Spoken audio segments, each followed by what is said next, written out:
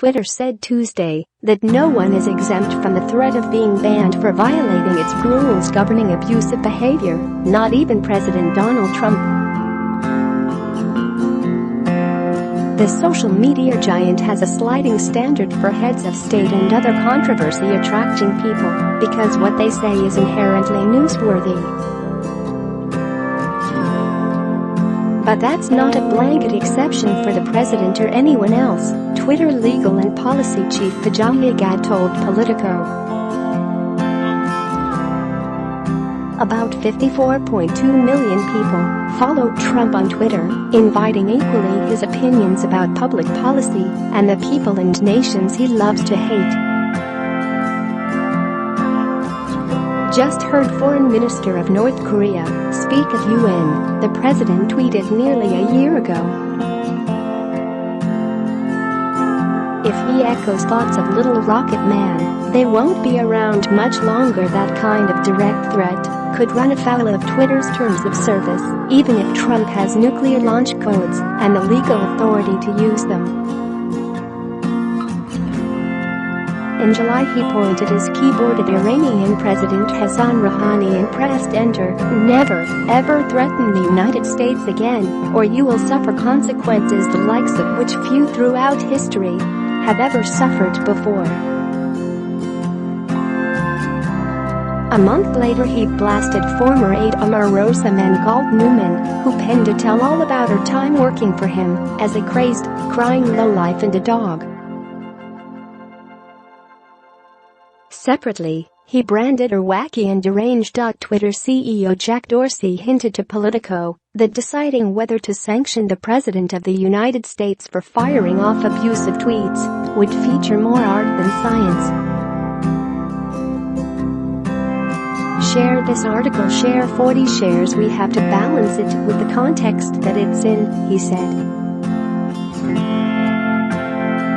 So my role is to ask questions and make sure we're being impartial, and we're upholding consistently our terms of service, including public interest. 8 months ago Twitter explained on a corporate blog that blocking heads of state would hide important information people should be able to see and debate. Dorsey has attracted unwanted attention from Republicans who say Twitter has shown a bias against them, but insists the platform is working on ways to ensure debate is healthier. In prepared testimony, released ahead of the House hearing Wednesday, he says Twitter does not use political ideology to make any decisions, whether related to ranking content on our service or how we enforce our rules. The testimony comes as some Republicans say conservatives have been censored on social media and have questioned the platform's algorithms. Dorsey will testify before the House Energy and Commerce Committee on Wednesday afternoon on that subject, following a morning hearing in the Senate Intelligence Committee on Russian interference on social media. Dorsey says in the House testimony that the company has continued to identify accounts that may be linked to a Russian internet agency that was indicted by special counsel Robert Mueller earlier this year. The indictment detailed an elaborate plot by Russian intelligence officers to disrupt the 2016 U.S. presidential election, charging several people associated with the Internet Research Agency with running a huge but hidden social media trolling campaign aimed in part at helping Republican Donald Trump defeat Democrat Hillary Clinton. Dorsey says in the testimony that Twitter has so far suspended 3,843 accounts the company believes are linked to the agency and has seen recent activity.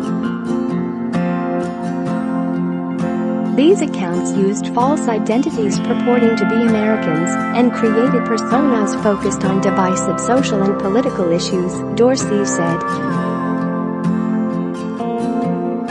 To address concerns about bias, Dorsey offered an explanation of how Twitter uses behavioral signals, such as the way accounts interact and behave on the service.